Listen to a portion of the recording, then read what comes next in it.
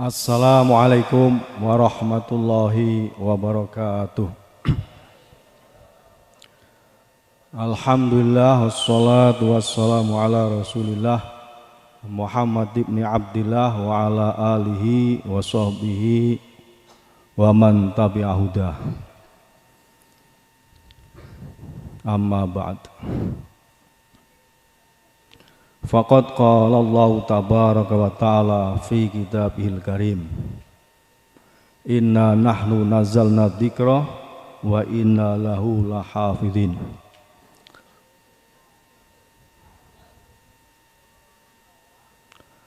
Wa laqad yassarnal qur'ana lidzikri fahal mim muddakir.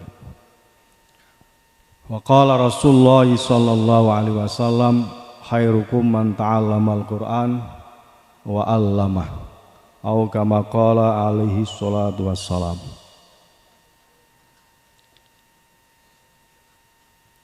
Yang kami muliakan pengasuh pondok pesantren Darul Mukhlasin Kiai Haji Muhammad bin Kiai Haji Ahmad Mukhlisun, semoga Allah senantiasa memberikan keberkahan untuk beliau, keluarga, dan keturunan beliau. Ibu Nyai Mukhlisun yang senantiasa kita harapkan berkah doanya, Ketua Yayasan beliau Kiai Haji Ahmad Abdul Hamid yang bersama kita saat ini, semoga senantiasa diberi kesehatan, kekuatan untuk membimbing kita semua. Pengurus yayasan, kepala sekolah SMP, SMK, jajaran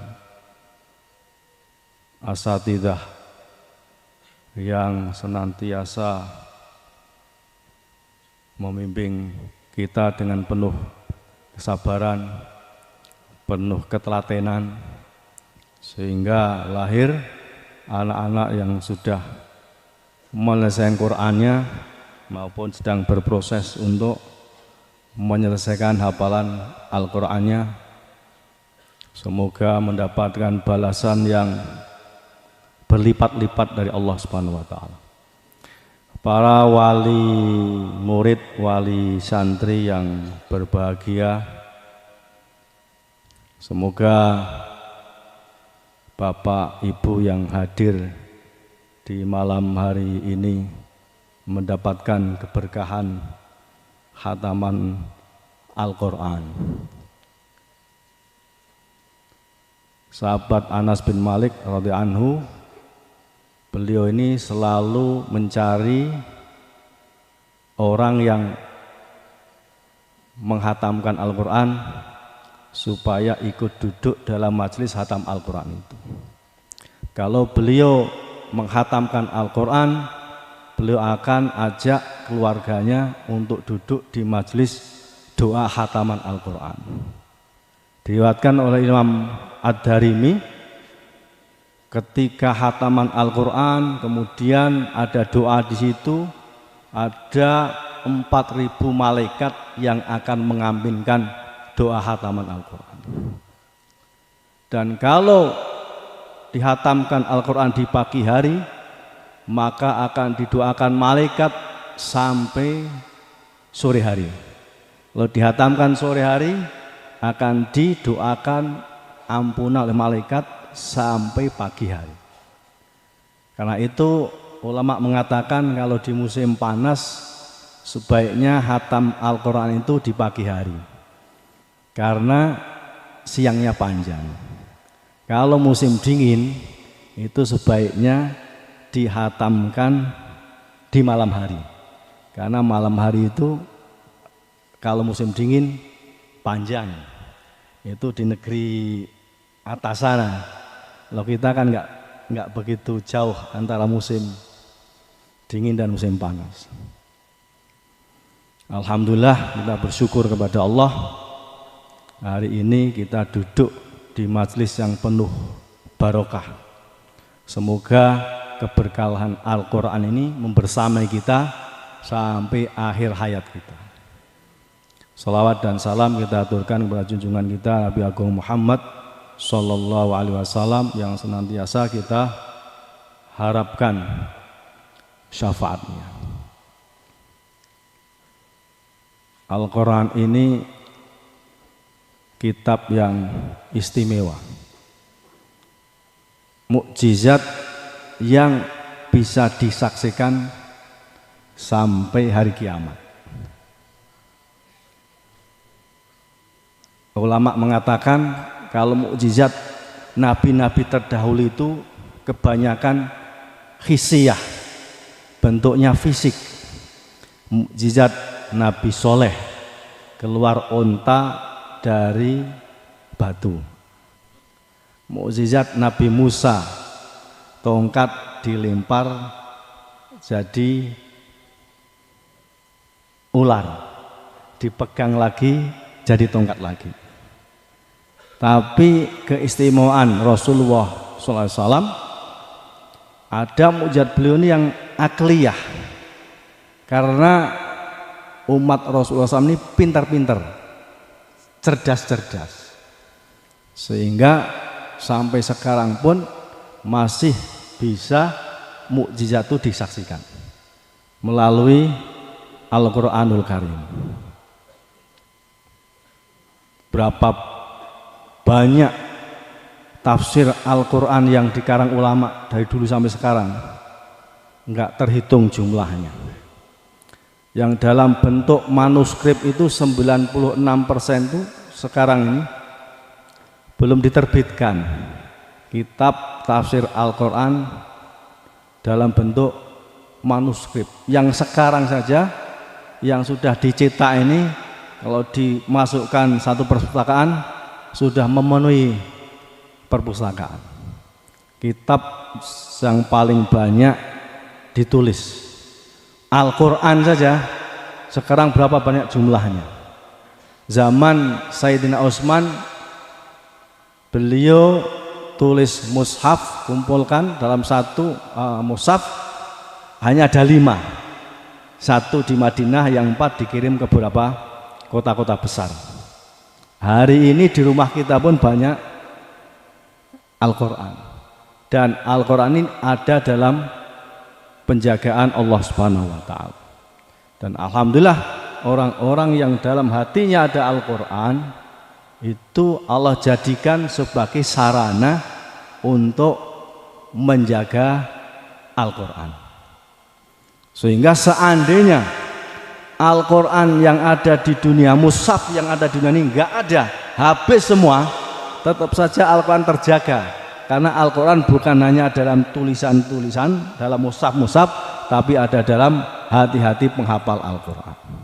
Maka kita bersyukur kalau anak kita ini sedang belajar Al-Quran, sedang berproses untuk menghafal Al-Quran, maka sebenarnya karunia Allah yang besar untuk kita. Kalau anak kita ini jadi orang yang hafal Al-Quran, itu saya rasa itu lebih terhormat, bukan jelas lebih terhormat di akhirat daripada kalau anak kita jadi presiden, jadi gubernur, jadi pejabat pemerintah. Karena di akhirat orang tidak akan banggakan jabatan, sudah tidak ada. Kebanggaan kepada jabatan sudah tidak ada. Kebanggaan kepada harta benda sudah tidak ada. Jadi kita bersyukur. Bahkan dulu Pak Romo Ki Haji Mukhlisun itu, saya pernah mendampingi keliling di Kalimantan itu. Beliau sampaikan bahwa bagaimana semua umat Rasulullah SAW ini menghafal Al-Quran. Kalau hafalnya ya nanti, tapi menghafal Al-Quran. Sampai orang tua pun disuruh oleh beliau, dianjurkan untuk menghafal Al-Quran. Kenapa? Beliau sebutkan dalam satu hadis, kalau orang menghafal Al-Quran, niat menghafal Al-Quran, kemudian meninggal dunia,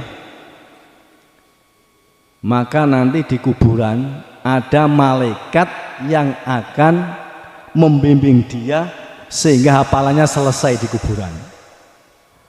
Walaupun baru mulai surat pendek, meninggal dunia, di akhirat akan dibangkitkan bersama orang-orang yang hafal Al-Quran karena niatnya. Jadi dimudahkan, anak muda dimudahkan, orang tua pun dimudahkan. Walaupun di dunia nggak hafal Al-Quran, tapi kalau niat menghafal Al-Quran dan dimulai meninggal dunia, insya Allah nanti dikumpulkan bersama orang-orang yang hafal Al-Quran. Rasulullah menyatakan khairukum man ta'allama Al-Quran wa 'allama. Sebaik-baik kalian adalah orang yang mempelajari Al-Quran dan mengajarkannya. Satu lihat, atau mengajarkannya.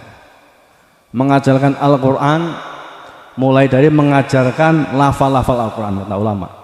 Mengajarkan isi kandungan Al-Quran, fikihnya Al-Quran,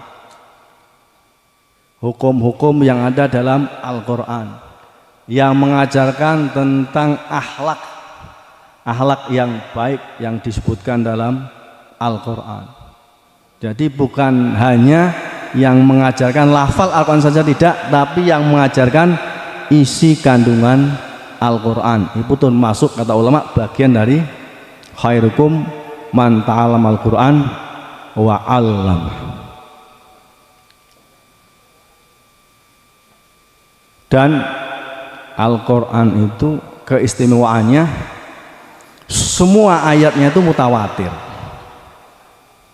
Kalau hadis itu ada yang mutawatir tapi kebanyakan nggak mutawatir. Imam Suyuti itu mau mengumpulkan kitab hadis yang mutawatir itu jumlahnya mungkin 200-an, nggak banyak. Yang mutawatir lafzi itu. Tapi kalau Al-Quran itu dari awal sampai akhir mutawatir semua. Lalu dalam istilah usul fikih, qat'iyyu tsubut semua. Nggak ada keraguan. Subutnya itu nggak ada keraguan. Lalu hadis ada yang dhaif, ada hasan, ada sahih. Tapi Al-Quran semua qat'iyyu tsubut. Sehingga yang mengingkari Al-Quran itu dihukumi kafir. Karena yakini sifatnya itu, datangnya itu yakini, nggak boleh diragukan. Walaupun satu hurufnya ada surat nun begitu, satu huruf saja. Kalau ngingkari satu huruf itu jadi kafir. Ini kitab yang induk ilmu ada di dalamnya. Sebagian ulama mengatakan bahwa saya bisa menggali kesimpulan umurnya Rasulullah SAW dari Al-Quran. Umur Rasulullah SAW 63 tahun. Itu 63 tahun itu 63 itu ayat surat Al-Munafikun. Surat yang ke-63, dan di akhir ayat itu ada kalimat wala yuakhirallahu nafsan idza jaa ajaluha. Itu surat ke-63, itu ujung ayatnya seperti itu tuh.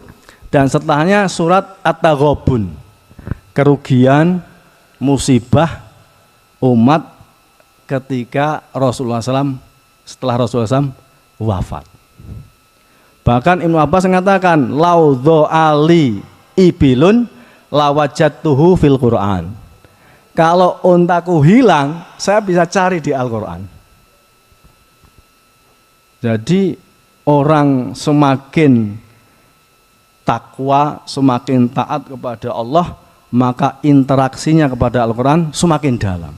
Sayyidina Utsman mengatakan, Kalau hati kalian ini bersih, maka kalian tidak akan pernah kenyang membaca Al-Quran. Maka ulama-ulama dahulu ini kalau membaca Al-Quran memang kalau kita seperti habis waktunya, mereka tidak. Terkenal Imam Syafi'i tiap hari hatam satu Al-Quran. Kalau di bulan Ramadan tiap hari hatam 2 kali Al-Quran. Imam Nawawi menyebutkan dalam Syarah Muslim itu, yang saya tahu maksimal orang baca Al-Quran itu 8 kali hatam dalam sehari. Ada sebagian yang hatam sehari 5, 6, 4, 3, 2, 1. Yang saya ketahui maksimal 8 kali. Gimana itu 8 kali? Kita ini 30 hari gak khatam-khatam.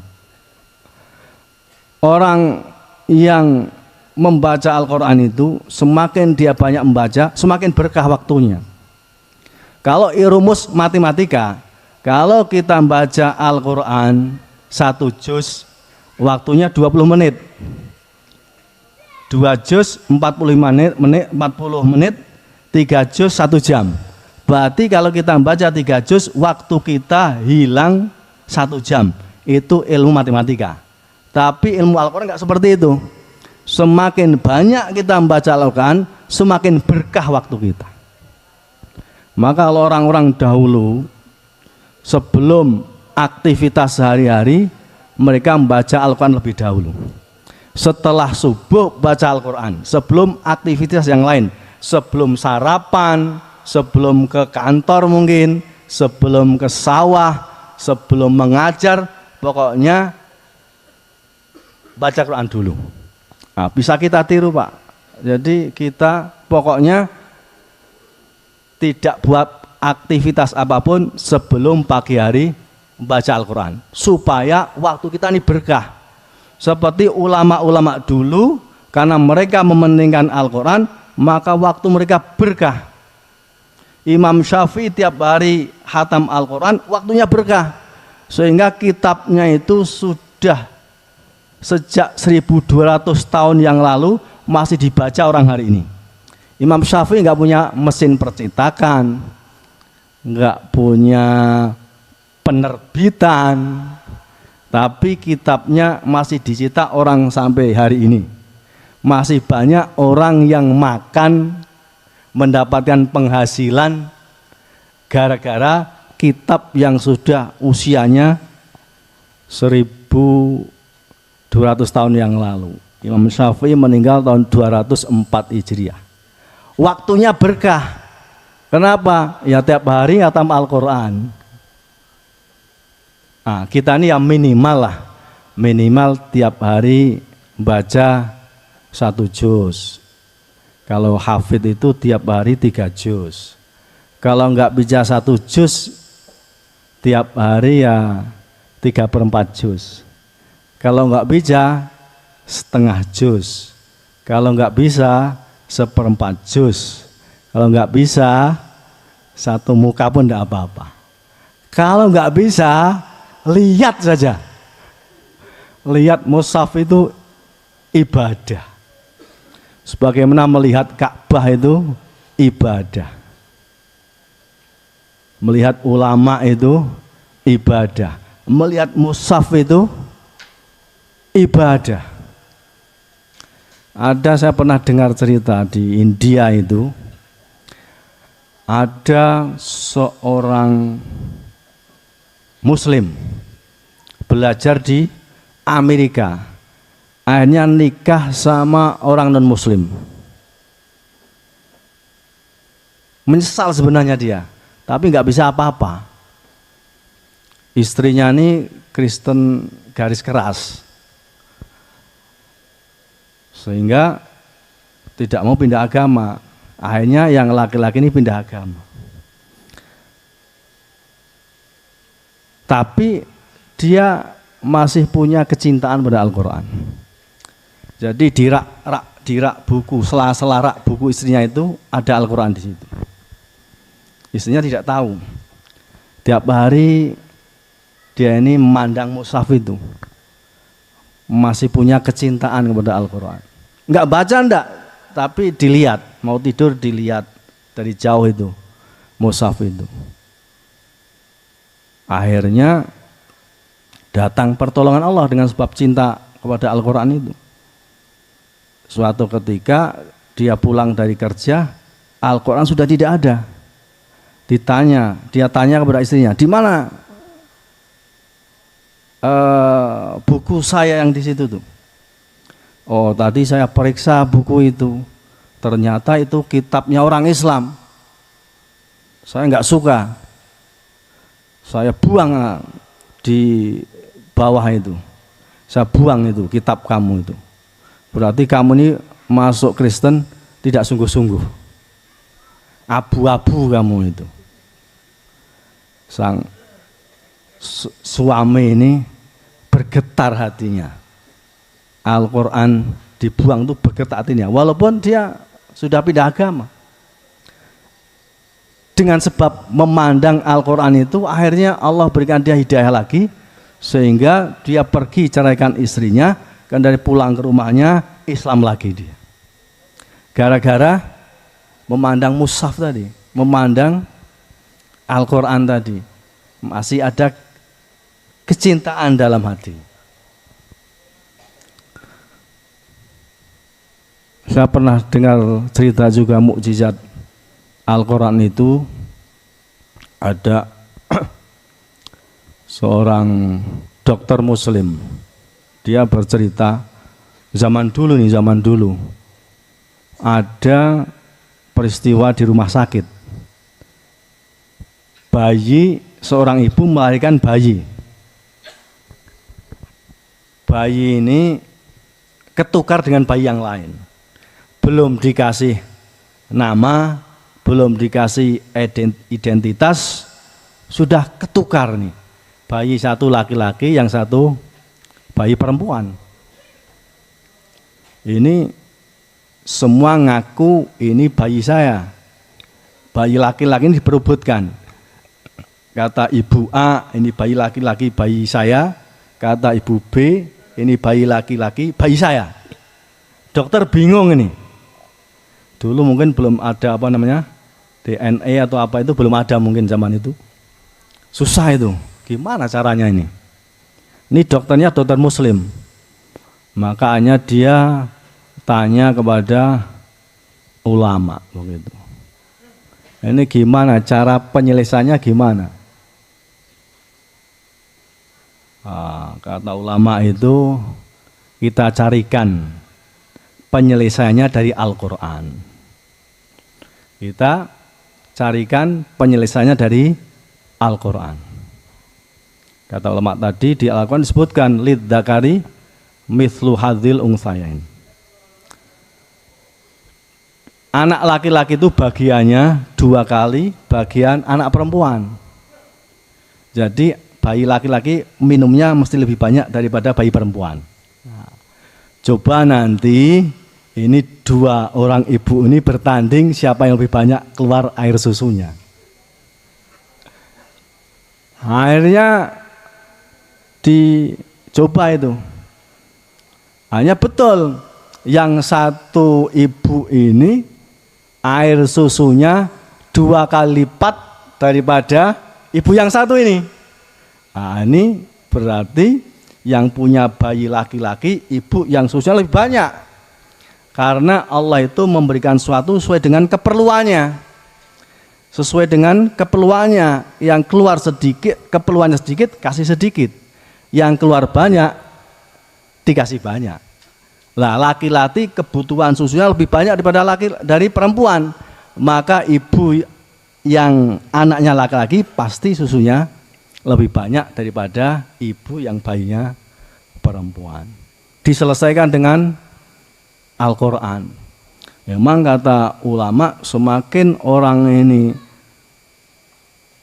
banyak berinteraksi dengan Al-Quran, semakin cerdas,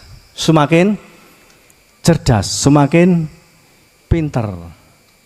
Sehingga kita harapkan anak-anak kita yang tiap hari ini membaca Al-Quran, tiap hari dengarkan Al-Quran, ngulang tiap hari, ngulang. Nah, itu kita harapkan nanti jadi anak-anak yang cerdas. Anak SMK tapi hafid Al-Quran. Kan jarang itu. Anak SMK itu di mana-mana seringnya tawuran ya. Kemarin di Magelang baru saja berita. Bawanya gear, bawanya ini bawanya mushaf, anak SMK bawanya mushaf. Sebelum sarapan baca Al-Quran. Pulang ke rumah ya enggak, kalau dodo sawit baca Al-Quran dulu. Bantu bapaknya jualan sembako sambil megang Al-Quran, sambil megang mushaf. Nah, itu tradisi zaman sahabat seperti itu.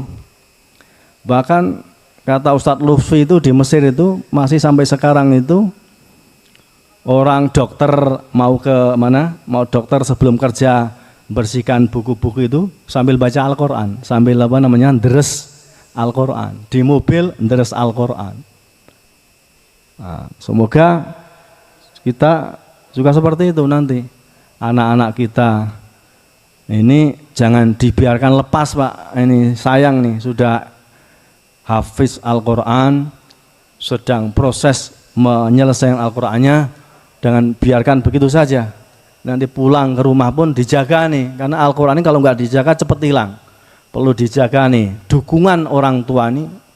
Ini anak kita nih membawa jimat yang paling jimat gitu. Jimat yang paling jimat. Jangan disia-siakan. Rugi kalau kita sia-siakan. Di rumah beri waktu untuk ngulang Al-Quran. Kalau cari sekolah pun nanti usahakan juga, misalnya mau kuliah silakan kuliah. Tapi Al-Qurannya harus dijaga. Nah, ini dukungan dari bapak nih, keluarga ini sangat penting. Bapaknya, ibunya, supaya Al-Quran ini tetap berjaga, dibawa sampai mati. Ini ya haflah seperti ini ya bukan maksud. Mahmud terpuji, tapi bukan maksud.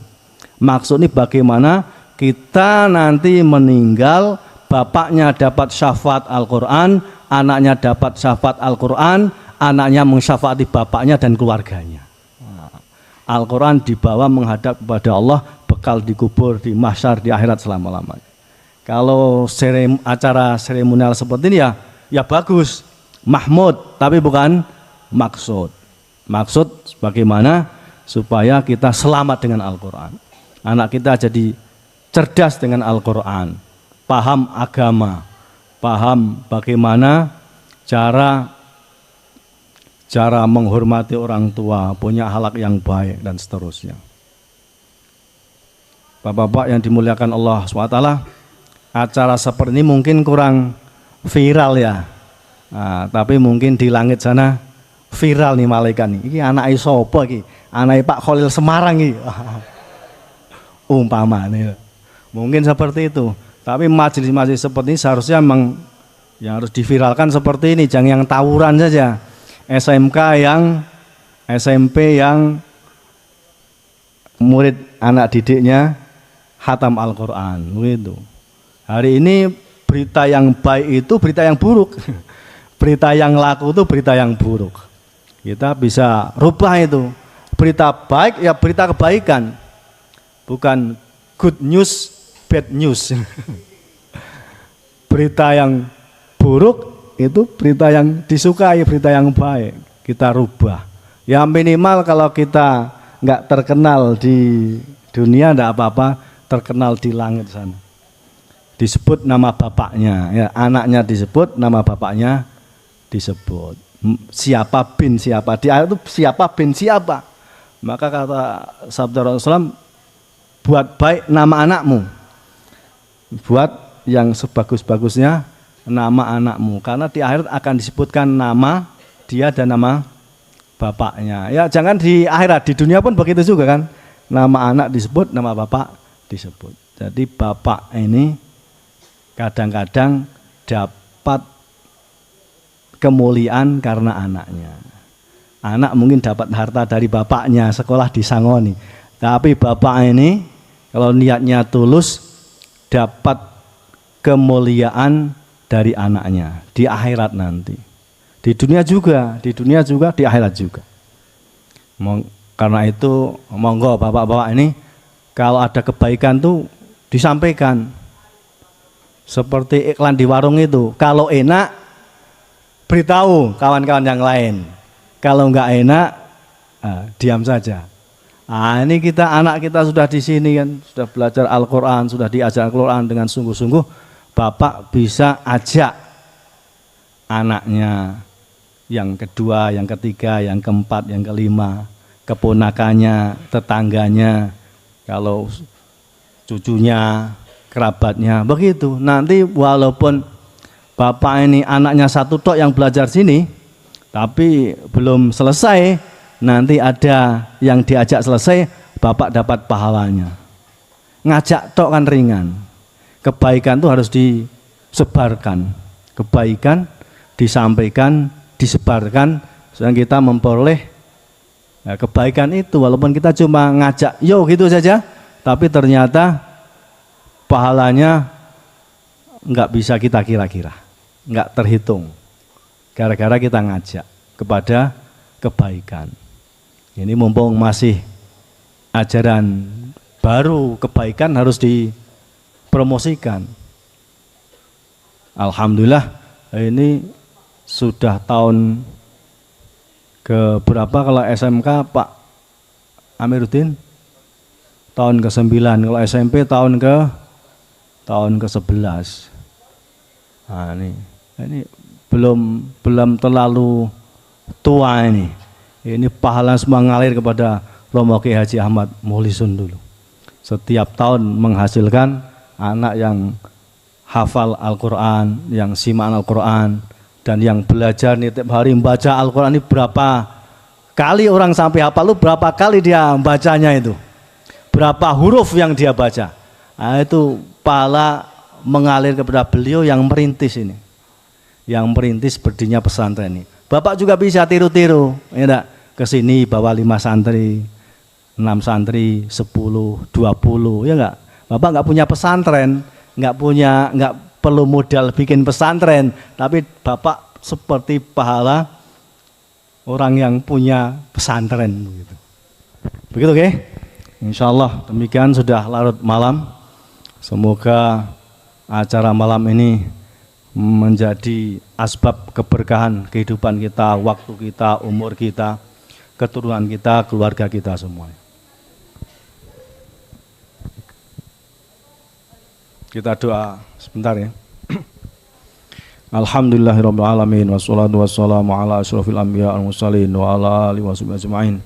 Ya arhamar rahimin, ya arhamar rahimin, ya arhamar rahimin, ya dzal jalalil ikram, ya dzal jalalil ikram, ya dzal jalalil ikram, ya awal awalin, ya akhir akhirin, ya dzal quwwatil matin, ya rahil masakin, ya arhamar rahimin.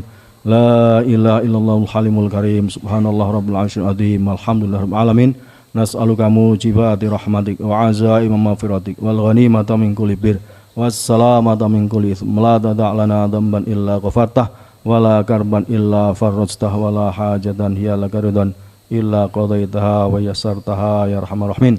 Allahumma fil ausatina wahdi dalatana washfi madana wadi duyunana waqdi hajatina wastur auratina wa amin wa'adina wa alif baina qulubina wa aslih dhata bainina wa wali alaina khirana wa la tuwali alaina bidunubina syirarana wa samihna fima janna karim. Rabbana atina fid dunya hasanah wa fil akhirati hasanah wa qina adzabannar wa adkhilnal jannata ma'abrar ya azza ghafar. Wassallallahu ala sayyidina Muhammadin nabiyil ummi wa ala alihi wa sahbihi wa baraka salam. Subhana rabbika rabbil izzati amma yasifun wa salamun alal mursalin walhamdulillahi rabbil alamin. Amin amin amin.